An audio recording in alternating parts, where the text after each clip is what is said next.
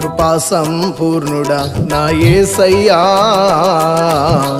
ప్రకటించెదా నిన్నే. విత్తువాని విత్తనానికి వర్షమిచ్చువాడా, వృద్ధి చేసి నన్ను విశాలపరచితివి.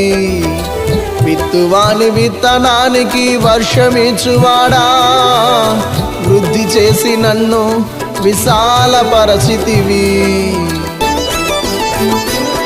రూపింపబడే ఏ ఆయుధము నాకు విరోధమై వర్ధిల్లనివ్వవు.